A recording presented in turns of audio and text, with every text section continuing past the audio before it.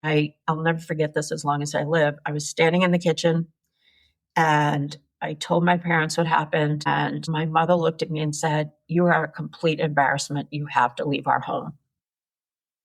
And my father looked at me and he said to me, "You're nothing but a whore."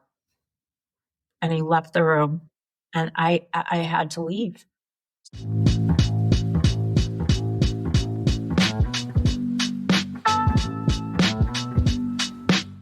What's up, everybody? Welcome to the Jamelia Greer Show. I am your host, Jamelia Greer, and this podcast is all about entrepreneurship through a global lens. Today, I am joined by Tracey Noonan, who is the co-founder of Wicked Good Cupcakes, and we are talking about reinvention, and we're going to keep it real with you guys today. Tracey has an amazing story about her reinvention, and we're going to talk about what that looked like, and hopefully you can take some points and pieces of that and apply it to what you're trying to do. So, Tracey, welcome to the show.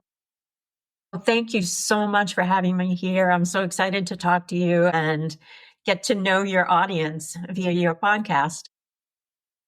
I am, first of all, a big fan of what you've done and what you've been through. And I always research guests before they come on the show and take a look at what they've done. And I stumbled across your Shark Tank episode where you were on, and your story, really the origins of Wicked Good Cupcakes, is just fascinating to me as someone who has kids. So one thing I didn't share with you, I have 4 kids. And can you just tell me a bit about and share with the listeners a bit about how you came to making cupcakes with your daughter and how that idea really sparked and fell into your lap?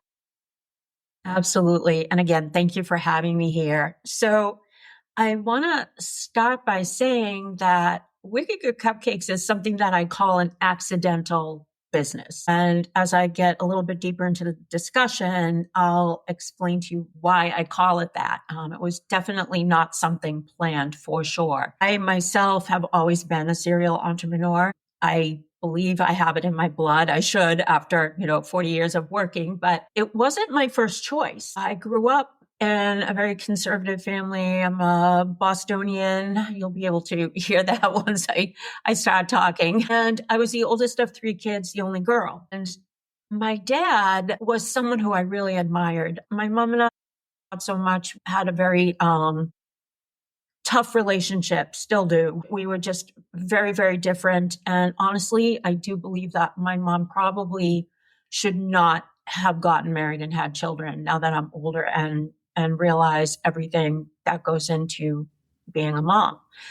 But getting back to my dad, I had gone to a college prep school. And when I sat down with him my junior year, I asked him if we could talk about college. And he immediately put the kibosh on my going to school. And his reasoning was, "You don't need to go to college. You're a girl.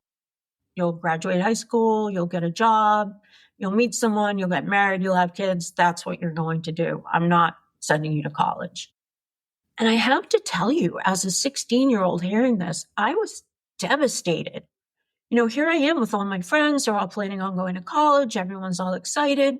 And I'm being told that, in essence, I'm not worthy of that money being spent on me based on the fact that I'm a girl. And that was, my dad has broken my heart twice in his life. And that was the first time he really did a number on me emotionally. But me being me, I decided that I wasn't going to let that stop me. And I had been dancing at Boston Ballet, and I had decided that I wanted to be either a dancer or a musical theater major. So the next year, my senior year at 17, I set up auditions for myself in different parts of the country. I stole my dad's American Express card, and I told my mom and dad that I was going to stay at a friend's for the weekend, when in reality, I had bought a bus ticket to go to North Carolina, Virginia, and back to Boston to audition for schools that I wanted to go to. So as a 17-year-old, I already was focused on what I was going to do, and no one was going to stop me. And I really believe that's where my entrepreneurial mindset came in, because that's a very important thing to have, right? You have to believe in yourself, and you have to say, if I want to do this, I've got to get this done, and there's no one else but me to do this. Now, at 17, I wasn't that mature to think about that. I was more worried I was going to get caught, but I did it. I went, I auditioned, and I actually got into Boston Conservatory with a full scholarship. So I broke the news to my parents that I was going to school. They were not happy with me, but I didn't care, right? I was going to go live at school and do my thing. And that's exactly what I did. And so my first year at Boston Conservatory was amazing. I had a boyfriend at the time who I'd met that summer. We were working in Boston on the Fish Pier at a restaurant, and we stayed boyfriend and girlfriend. And unfortunately for me, or fortunately, who knows, I ended up getting pregnant. And so here I am now. I have to go back home and tell my parents that I'm pregnant. Wow. And this was the second time my dad broke my heart. I'll never forget this as long as I live. I was standing in the kitchen, and I told my parents what happened. And my mother looked at me and said, "You are a complete embarrassment. You have to leave our home." And my father looked at me and he said to me, "You're nothing but a whore." And he left the room, and I had to leave. So I called my boyfriend. He came and got me and took me back to his parents' house. And that was the beginning of my life out on my own at 19. And I had no parents supporting me. So I had to go through this mess pretty much by myself. And so, as fate would have it, when I was 4 months along in my pregnancy, I had a miscarriage, and I was taken to a Catholic hospital. No, I don't think it exists anymore in Boston, called St. Margaret's. And because it was a Catholic hospital, they wouldn't do a DNC, which meant I had to be put into labor and go through all of that. It was just a horrible mess. My mother got That's wind of horrible. this. Oh, it was awful, awful. My mother got wind of this, came to the hospital, and pretty much said to me, "Good, now that this is all out of your system, you can come back home and get a job and live the life you're supposed to live." And I literally looked at her and said, "Fuck you." And I never lived back home again. I stayed out on my own, and ended up getting pregnant again right away. I had 2 kids. I lived in a 6-family tenement in Boston. There were drug dealers who lived upstairs from us. Their day began at 5 in the afternoon. There were people running up and down the stairs all night. Here I am with 2 kids. I have 3 rooms that I'm living in. I didn't even have a bedroom for them. I literally would fold a quilt and put it next to the couch, and I slept on the couch next to my babies. And, I'm in my very early 20s, and I'm thinking, you know what? Like, these kids never asked for this type of life. These kids didn't ask to be here. And as wonderful as my husband was at that time, we were still so young, and he himself was very brilliant and had a full scholarship to a business school in Boston. So he was working nights, and he was going to school days, and he also had a commitment to play hockey for part of his scholarship. So I was literally on my own and dealing with this mess all around me, trying to raise these kids properly, and knowing that I had no education, I had no money, I had no support from my family, and I had to fucking figure it out, right? I had to do something.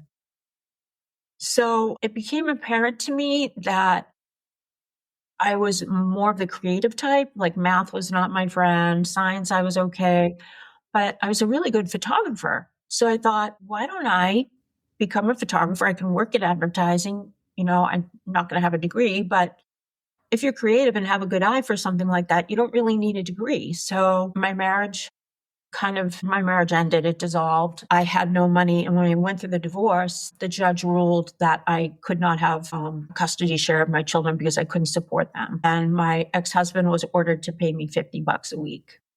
So that's what I had to do. My kids came and stayed with me 3 or 4 nights a week, but I had no custody. And you know what? It was only until this year this year that I could actually say those words out loud, because forever I would never dare tell anyone that I didn't have physical custody of my kids, because I'm a mom, right? And I really did nothing wrong other than make stupid mistakes. So that aside, I decided, all right, can't go to college, want to be a photographer in Boston. What do I do? How do I learn? So I started working for other photographers as a photo assistant. And that paid, between 50 and $100 a day. I worked in a studio. I learned everything I could. I made contacts, learned what assistants I liked, other assistants. And within a year, I had my own photo studio in Boston, and I became successful overnight. And why? I chose a niche market to work in. I photographed children for advertising. So I worked for Hasbro Play School, TJ Maxx. I worked for all of these companies who had kids that other photographers didn't even want to deal with. They didn't want to deal with the stage parents. They didn't want to deal with the children. And so, well, I became successful. And within a year, people were paying me $3,000 to $3,500 a day just to walk into the studio. And then whatever I would mark film and processing and assistant and meals and whatever. And I did really well. I bought my first house by myself in Dorchester, which is a part of Boston. And it was great. Everything was moving along. I met my second husband. He was a photographer. We had my third child, Danielle, who was actually the one I went on Shark Tank with. And I was doing fine until it happened. Digital photography. I literally was a dinosaur overnight, right? No education. I didn't know what a desktop was. I didn't know what AOL was. I didn't know what any of this was. And to top that all off, when technology is new, it's very expensive. So in order to get a digital setup with like a Nikon camera, a Mac, whatever I needed to do business, it was going to cost me at least $50,000, and I just didn't have it. So I kind of hung on for a year. I had some clients who were slow to roll over to digital, but eventually they did. And I lost them. And so here I am. Kids to support. My marriage with my second husband was faltering, and I knew I was going to be on my own again, needing to make money.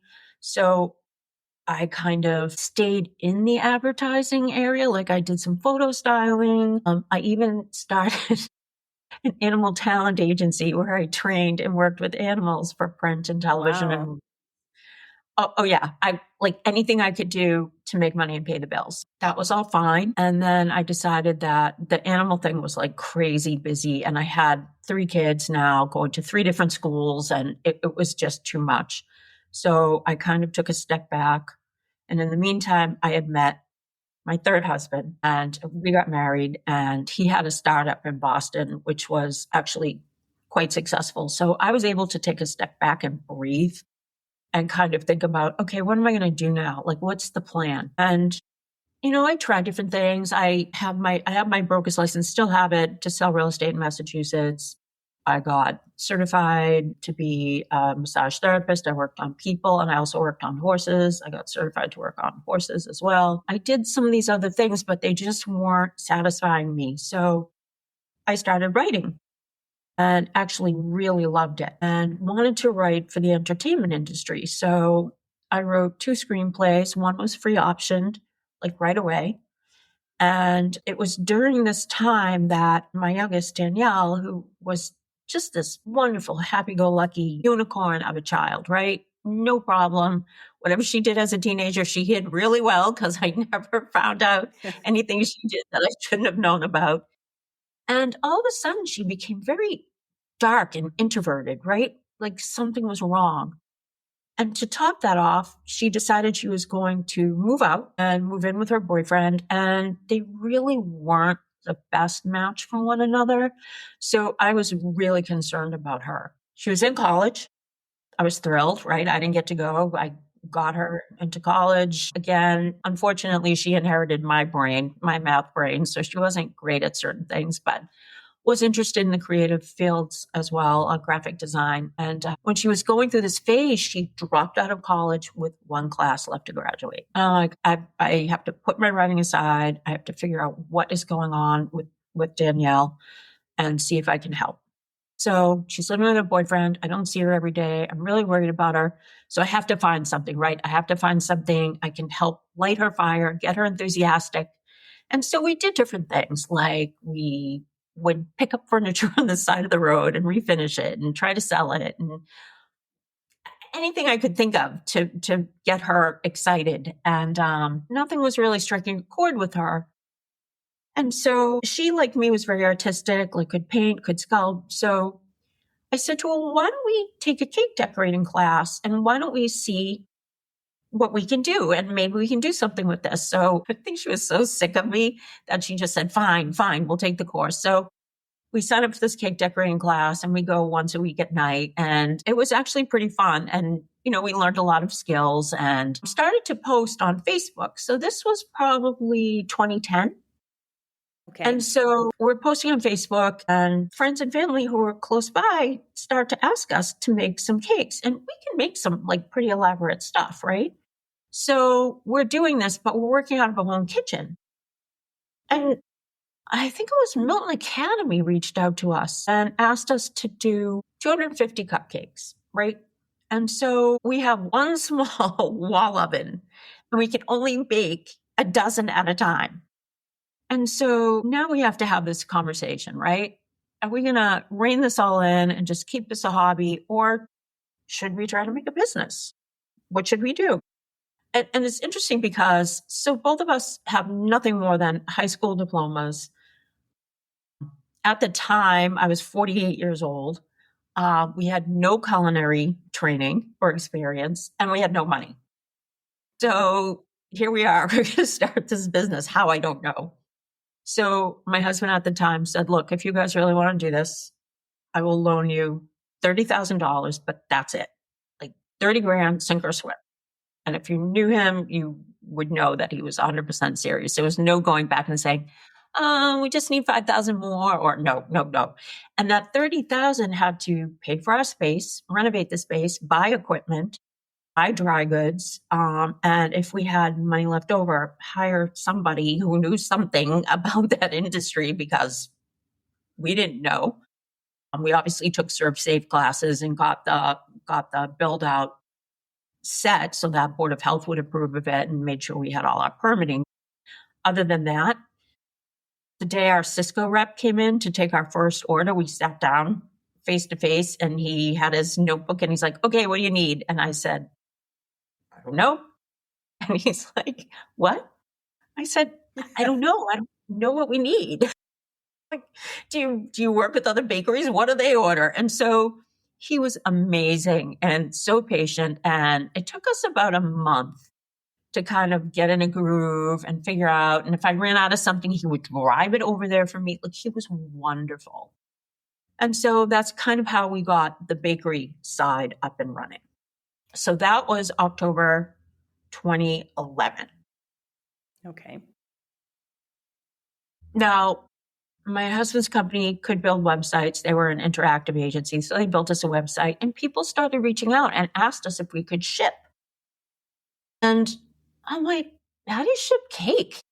Like, how are people shipping cake? So I went online and looked up all the big cupcake shops and ordered from all of them because I wanted to see what the product was arriving like, what they were using for packaging, how long it was going to take to get there, what they were charging, like learn, like how are people doing this and how is it working? And I have to tell you, I was not impressed. Like, everything's being shipped in clamshells. And so it's getting smashed or it's stale.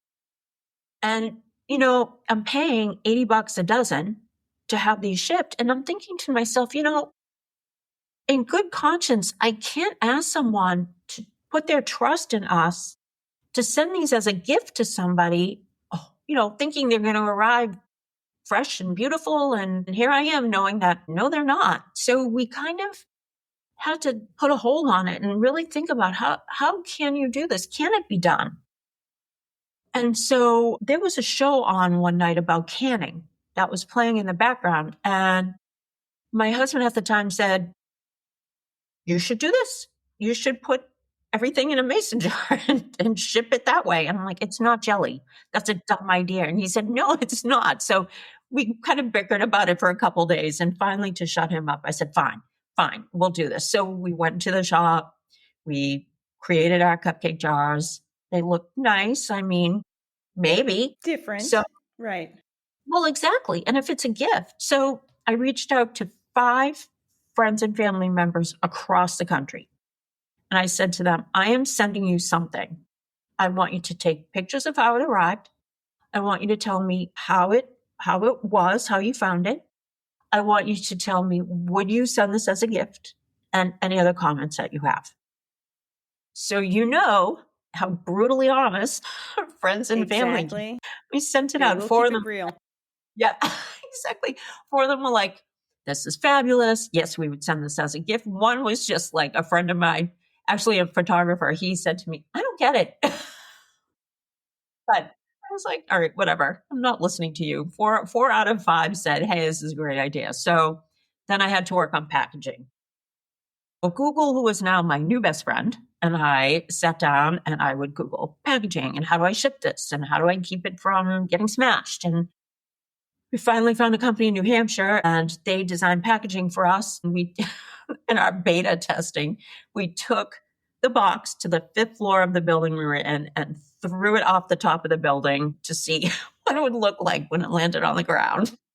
It was so stupid. And then we sent the cake and frosting in jars to Cornell University because they had a food safety lab, because we had to make sure that there'd be no mold growth and no microbic anything. And so we had that side being done, and then our beta testing where we're throwing boxes and seeing, what would happen. And everything came together, like figured it out. We had it done.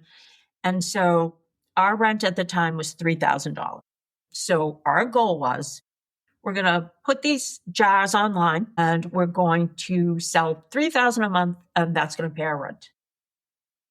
And so people started to order. Now we're into December. It's holiday time. And I'll never forget this. A student from Salem State reached out to me and said, I want to send 2 to my communications professor. And I hand wrote the card.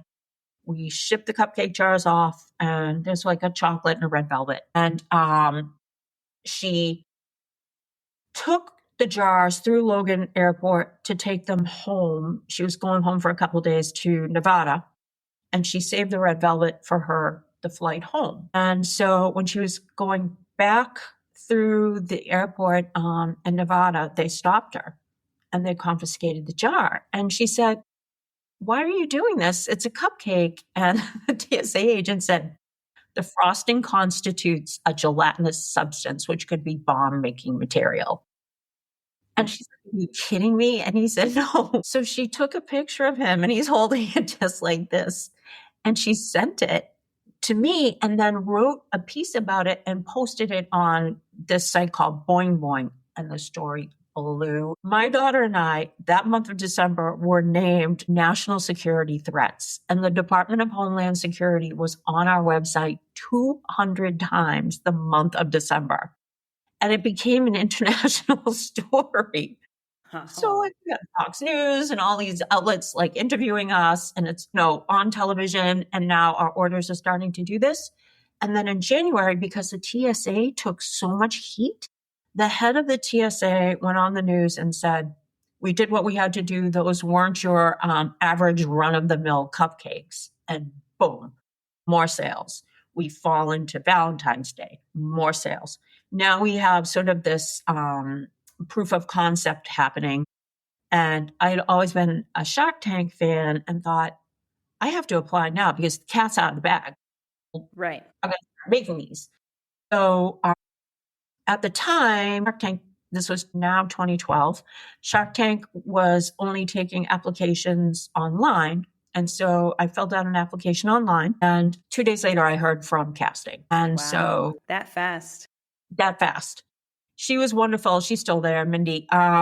she is from Maine. She got the whole wicked good thing. She loved the product. She loved the TSA story. We had changed the name of our red velvet cupcake jar to National Security Threat Red Velvet or something stupid like that. It was kind of funny. But anyway, we got the packet, we did our video, we applied, and we were accepted to be on the show, and we were assigned like a little producing team. So like every business is assigned a producer, a co-producer, and then you work with them till you get flown out to LA to film your segment.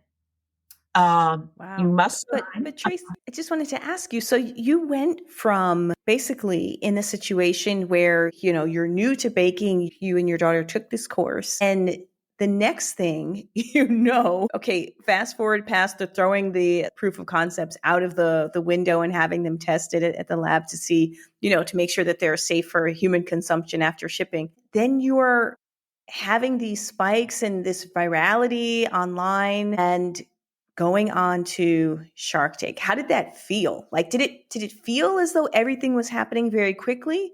Or did it feel as though you had been pushing towards this your whole life? That's a great question. So I think it was a combination of both, right? So you're in the moment, living the moment, you're trying to get stuff done. We had to sign a $5 million NDA. You cannot disclose to anybody that you are going to be on that show. So that made it a little bit difficult. So the day-to-day felt fast at times, but the reality of what was happening, I don't think at that time I was aware that things were happening the way they were supposed to. And you and I discussed this. I'm a big believer in we are predestined and we have a path. And I think that we need to all slow our roll a little bit and become more aware of what is happening around us and the signs and the offerings that are being given to us by the universe. If we don't slow down and listen and watch and start to pick out things that are happening and saying, this is happening because of this, then we miss opportunities that were going to be assigned to us. Look, I was manifesting when I was 20 years old. I had 2 babies and I don't even remember doing this. And when my dad passed away, one of my sister-in-laws from my first marriage called me and said she was sorry to hear about my dad, but told me the story that the 2 of us were out with our kids and we were at a place called Castle Island, South Boston. And I said to her while I was sitting on a rock, I'm going to be a millionaire someday. I had nothing. I had to borrow money to go buy milk. Like I had nothing. And Wow. I said, and I didn't remember saying that. And I'm like, wow, like that's crazy. And I think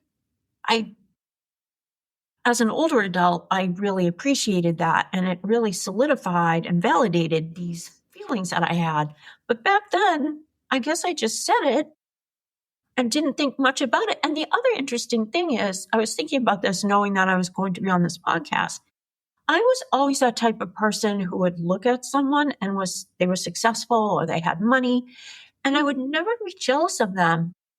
I would sit back and say to myself, how did they do that? Like, how did they get there? Like, how do I get there? They're no better than me. Yeah, they may be more educated, but there are things I can do in order to achieve these goals. And that's always been my mindset. And I think that's helped me a little bit to always try to find a solution or a way to make something work or to change something that isn't working. Because as we all know, having to pivot or reinvent yourself or whatever the buzzword is now, it's scary and it can be difficult. But thankfully, I had these kids and I had this life and I had to support them and pay my bills and do things. So that kind of helped push me along as a younger adult. Shark Tank, it was definitely a means to an end for us. It was wonderful. It brought us to an acquisition that was a dream, but those 9 years in between were just, let me tell you, like a roller coaster of emotions and things that had happened. My parents and my dad, especially, who I kept trying to impress with all of these things I was doing.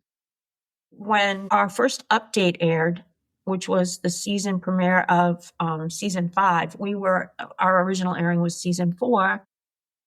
My brother called me one day. I was living in the North End in Boston, and I was walking down the street. I'll never forget this. He said to me, "You're not going to believe this." And trust me, no good ever comes of that saying when someone says that to you. It's like, warning, warning. And I just said to him, "What?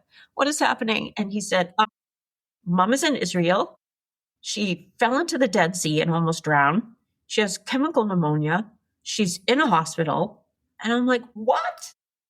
My parents at the time were living in Florida. Like, what has happened? How did my mother end up in Israel? Well, come to find out, both of my parents had Alzheimer's. And we didn't know it because we were up here in Massachusetts. I have another brother in Maine.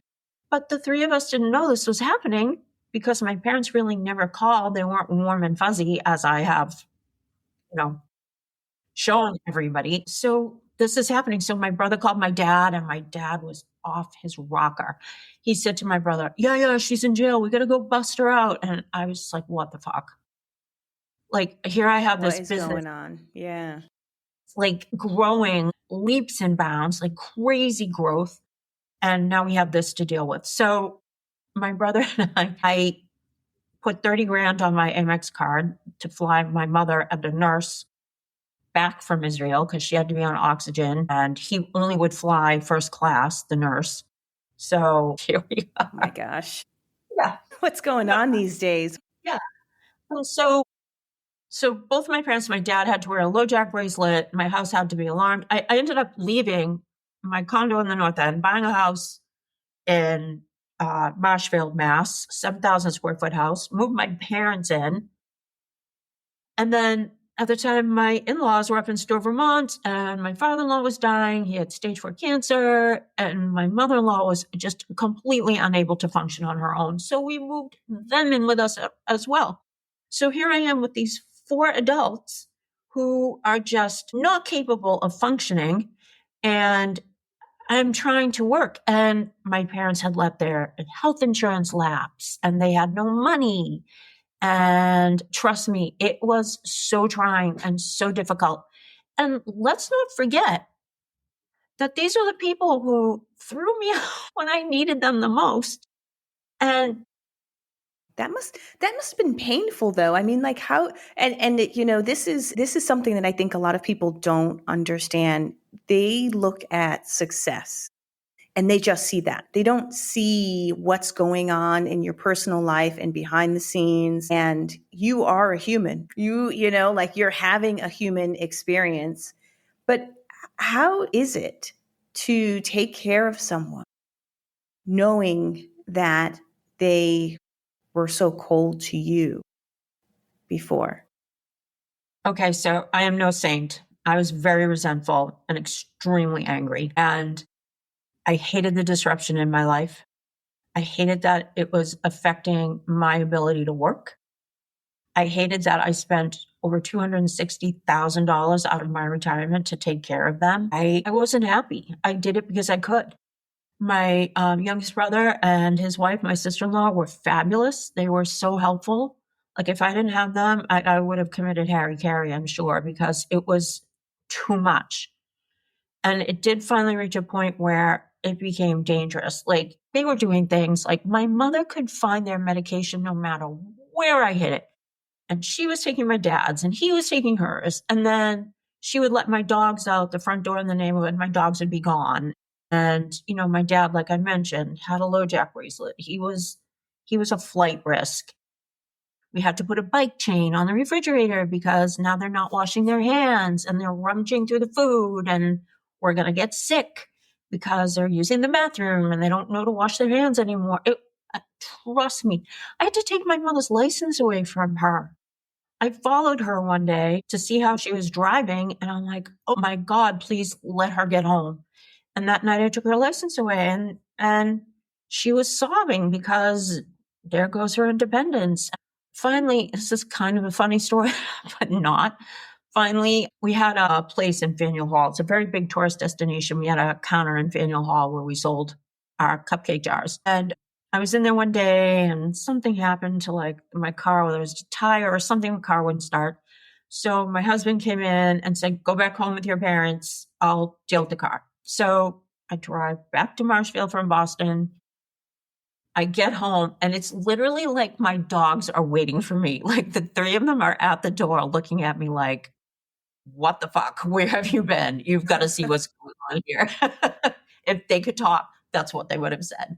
So I walk into the house and I hear my mother saying, ow, ow, Eddie, stop, stop, you're hurting me. And I walk into the foyer and we had like an open balcony and there are my parents. My dad, who is 6 feet tall, is in my mother's tiny little terry cloth robe, no underwear. My mother Gosh. sitting there with her arms like this, and he has her tied up with dental floss. And he looks at me and said, yes, he looks at me and he says, I caught this one trying to break out. And I mean, you can't not laugh, Oh my gosh. but here's the reality. He could have flung her over that railing and killed her. Like he could have thrown her down the stairs. Like I was done.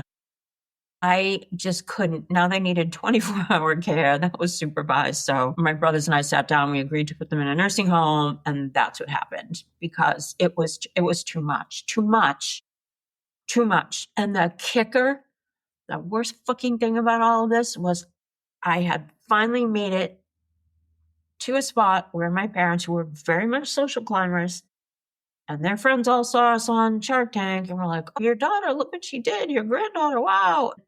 My dad didn't know if it was Tuesday or August. So Wow. his approval, everything that I so desperately wanted growing up was just never going to happen. And I think for me, that turned loose even more my type A drive because now I'm pissed, right? Now I'm like, I am proving myself. I'm doing more. I'm going to make something of myself. And I never ever took that opportunity to take a step back and say, wow, look at what we've done. We started Yeah. knowing nothing. We started, the day I got on the plane to go film our Shark Tank segment was my 50th birthday. Like I was not a spring chicken by any stretch of the imagination. We had a product that some people were like, that's the dumbest thing I ever heard of. And other people were like, it's brilliant. So we definitely had people laughing at us. I was older. We had no money to start and we had no education.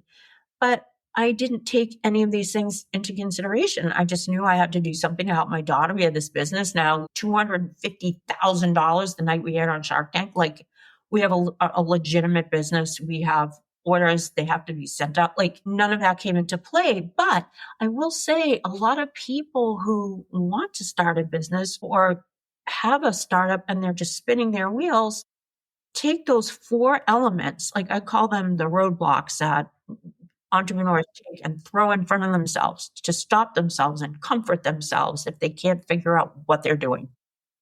And I've never let anything like that stop me. I'm more like, did you see the movie Good Will Hunting?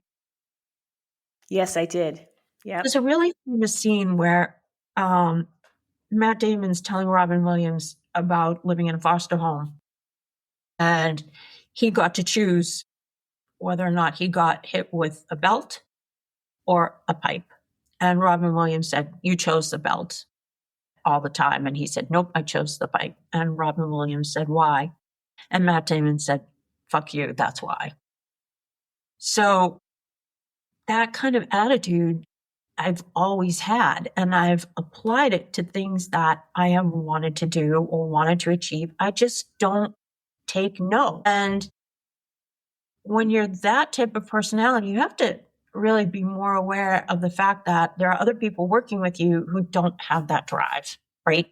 So take my daughter, for example. She and I could not be any more different if we tried. She has a great work ethic, doesn't want to be a leader, doesn't want to be in charge of people. She just wants to have a job, put her head down, do her job, be done. I'm like 24/7. What are we doing? What new flavors do we have? Where are we promoting? What do we do? Like nonstop. So Right. one day she came into I had a test kitchen and an office at our warehouse bakery. And she came in one day and shut the door and she said, all right, we have to talk. And I said, what's up?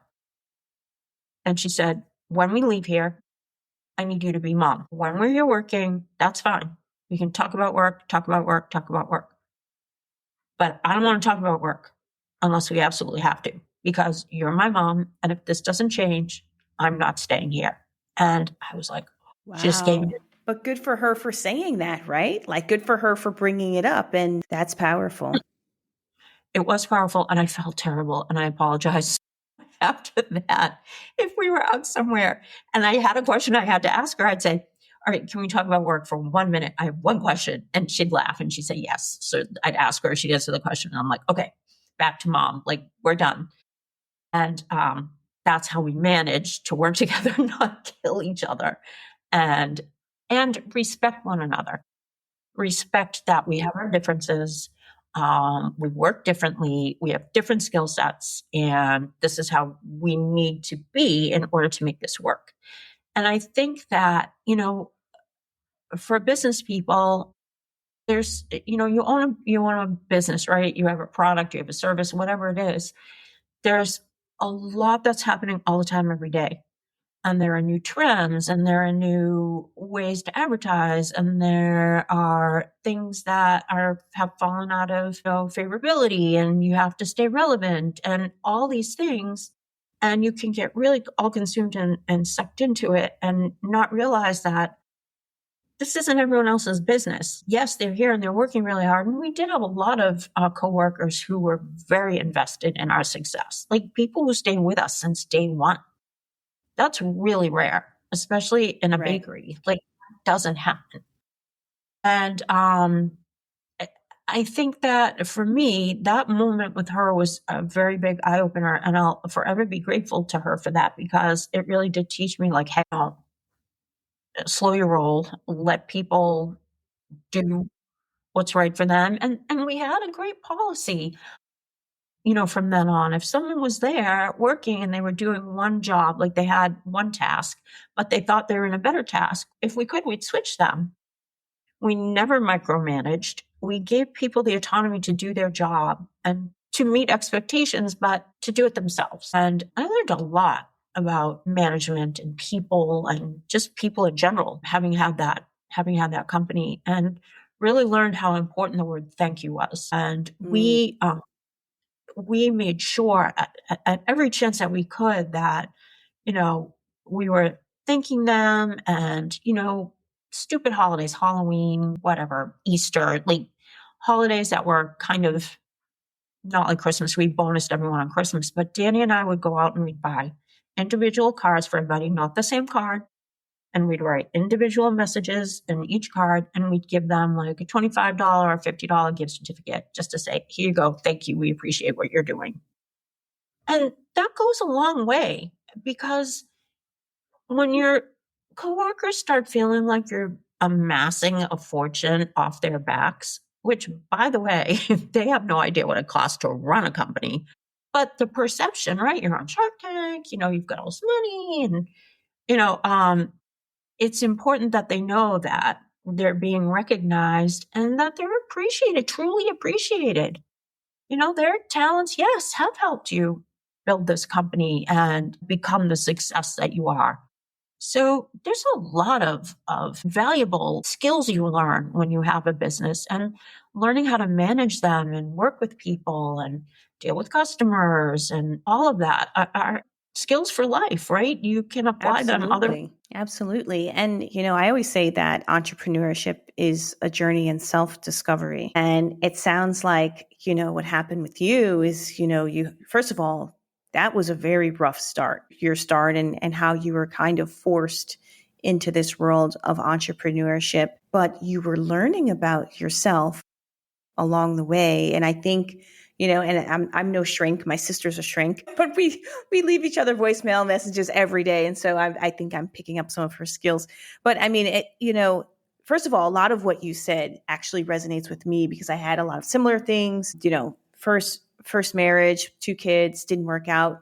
My second marriage, 2 kids. But you learn about yourself through entrepreneurship, and then also through those relationships too. And so you're not the same person. And that's why I asked you, like, how did it feel when, we're at a point where it's like, I don't have money to buy milk. And then it's like, hey, we got this 7,000 square foot house, like this is a huge transition, almost as though you're living a different life. And I think that, a lot of people who listen to the show, when they think about entrepreneurship and moving abroad, they're after that feeling. They're after, I just want a new life. I'm done with this reset. Like, I don't want this one switch. So you experience that change, but you had to go through hell to get there. Like you went through a lot. And I think people need to appreciate that transitions are transformations. It's not like, just, C-section and you get some drugs and you get up and you walk out. It is a transformation. It is serious work. Absolutely. And you know what? That's a really interesting point, because I feel like, first of all, I've lived 9,000 different lives. Like, all of these parts of my life seem so, well, they are long ago. But, I had always wanted this sort of storybook ending, right? We sell the company, Hickory Farms purchases us. Now I'm living in Charleston, South Carolina. I've been married for 25 years. And one morning, my ex-husband gets up and he's like, this is my third husband. He gets up and he's like, yeah, I think I'm done. I'm like, what? And he says, yeah, I think I'm done. I'm going to go call an attorney. I want a divorce. And left me in the kitchen. And I was like, what just happened? What just happened? I mean, yeah, if I had to be 100% truthful, there were signs that the marriage wasn't.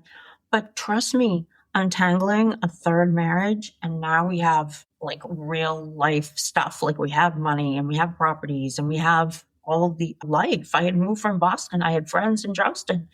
Like, I thought that it was just going to be like, okay, look at us. How fortunate are we? And now my life is a fucking disaster again. So, I'm not staying in Charleston. We decide, like, this is going to be fast, no fighting. What's the point? Right? I'm not going to be with someone who doesn't want to be with me. So I move back to Boston and I start over again. So now I'm an emotional basket case. I'm a mess. 3 failed marriages. After my second divorce, my mother had so kindly said to me, married twice with kids, who's going to want you? And now here I am, like, this person who loves being in a committed monogamous relationship. Like, I love it. Like, I love coming together at the end of the day. Hey, how was your day? This is what we did. What are we going to do? Like, all the things. And now I no longer have that. And I literally am in a 400 square foot condo in Southie, eating nothing but Oreos and sleeping on a couch, because I can't even bear the thought of sleeping in a bed alone anymore. Like, it took me 8 months before I actually slept in a bed. And so one of the things that I didn't mention to you, which has relevance to this whole mess, was when I was 9 years old, a parish priest for 6 months sexually abused me. And so I became a runner. Didn't know it at the time. I didn't realize that till I hired Mitchell Garabedian, who actually, if you've seen the movie Spotlight, he's one of the characters. He was the one who broke this news in the 70s and has single-handedly brought down the Catholic Church.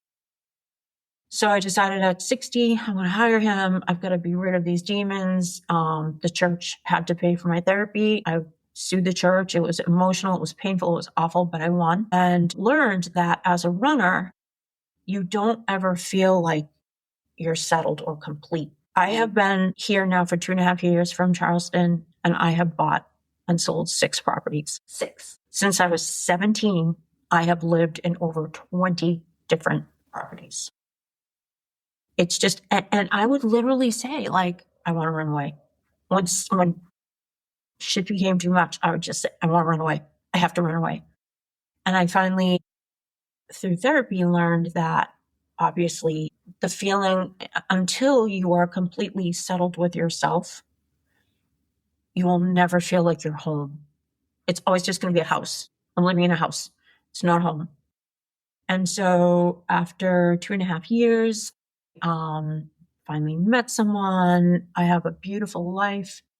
I'm writing again. I have 2 books. I have a TV pilot that Jennifer Aniston has right now in her hands. Very excited about that. Hopefully that'll sell. I've written an online course because I do consulting and mentoring for people who want to start or help move their businesses along. And I figured, you know what? I'm going to make a very inexpensive, easily digestible, but thorough online course that outlines everything I wish I had known before I started Wicked Good.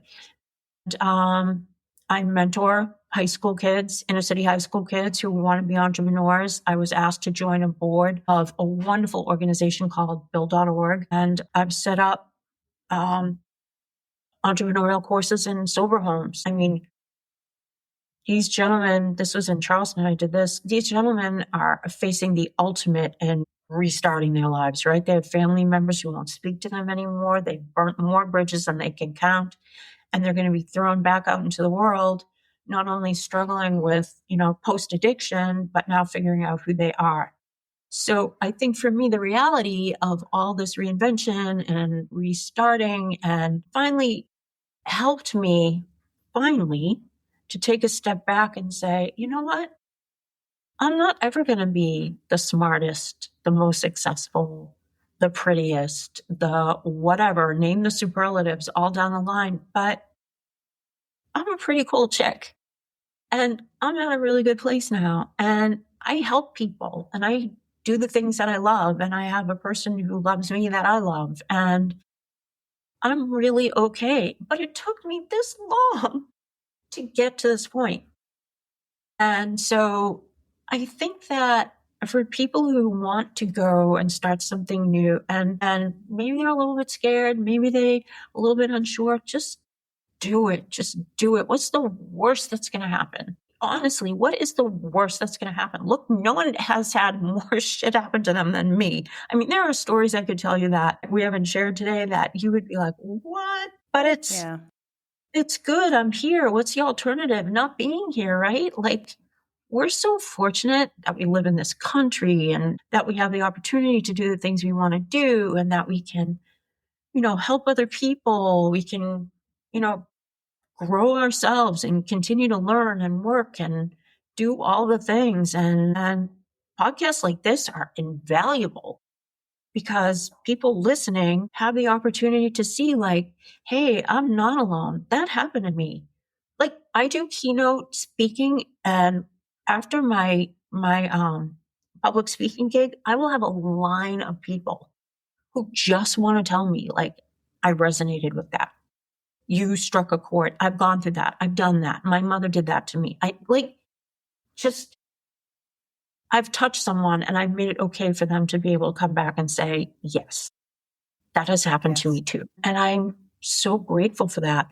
And honestly, I give people my email address when I speak and I say to them, if you need someone to talk to, because entrepreneurship is a very lonely place at times. I'm sure you've heard that. Yes. It can be very lonely, especially if like family or friends don't get what you're doing or get that, no, I can't be there for Christmas because I have to watch and make sure that orders are going out. Or no, I can't make that birthday party because I have to work. Someone called in sick. Someone's got to go in and do that job. That's me. And like the kids that I mentor, the kids who are in the city who want to be entrepreneurs, a lot of their families don't speak English. They're trying to do something that their families don't understand or whatever be involved in. And they need that support. They need someone to be there to say to them, look, I want you to remember me saying this right now. I believe in you. I believe that you can do that.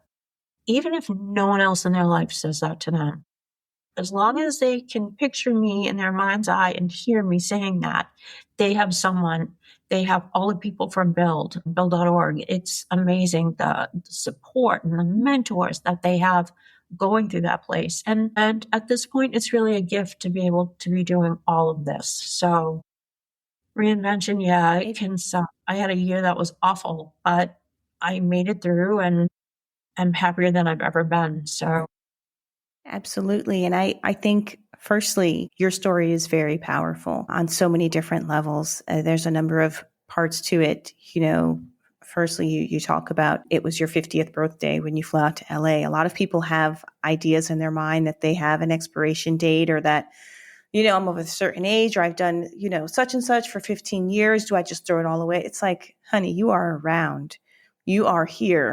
You've got time. If you're here, you're right on time. And then, so that's one point. And then secondly, this idea of being forced into entrepreneurship in kind of a way because of the circumstances of your life. And the job market is tough these days. I will say that. It doesn't matter where you live. The job market is tough. So if, someone is listening and they're sitting around and they're, feeling in despair because they can't find a job or they're not getting offers, maybe think about starting a business. And even not in that big way, you don't have to write out a business plan. What can you do to make money, right? What skill do you have, or what are you interested in learning? You have two hands, you have a brain. Think, right? And don't listen to other people who are telling you it's a stupid idea. As people were telling you, cupcakes in a jar, that's crazy. Yeah, now look at them, right? Don't listen to the naysayers. You've got time to go and do it. And I'm just really glad that you were able to share your story with us today, Tracey, because I know that it's going to hit the ears that it needs to hit, and that people who need to hear this message will hear it. I wanted to ask you one more thing, which is about the course. How can people find more information about the course, about you? Where do our listeners reach out to you at? Great. Perfect question. So if anyone just wants to reach out to me, shoot me an email. My email is author Tracey, and that's AUTHORTRACEY @gmail.com. And the course is called The Cupcake Analogy. And basically it talks about how the shape of a cupcake is sort of like building a business, but it's obviously good for any business, any startup, any product. And that's simply the website. You can sign up for the course there. It's called thecupcakeanalogy.com. Very simple. And there's a lot of really great written information. And I do video interviews, like talks with people from very, very wide, varying fields of business. And we talk about a specific subject, like maybe employees, or what I call the grammar of business. So profit and loss, business plans, marketing. It's all in there, and it's very digestible. And, again, something that I wish I had known before I started what I was doing, but I'm happy to share what I've learned. Yeah. Amazing. Amazing. And now you're doing the good work of sharing that. So I'm sure all of those mistakes that you made in the past, you just wash out now, because now you're doing it the right way and you're showing others how to do it the right way. So Tracey, thank you so much for being on the show today. It was a pleasure hearing your story. And for sure, I myself am inspired. So thank you for sharing it with us. Well, thank you so much for having me. And thank you to your listeners. I'm very grateful to be able to share my knowledge and to be here today. Thanks for joining us.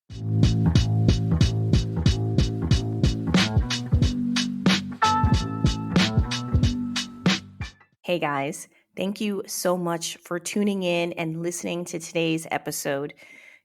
I appreciate when you guys tune in and the time that you take to listen to the show and support us.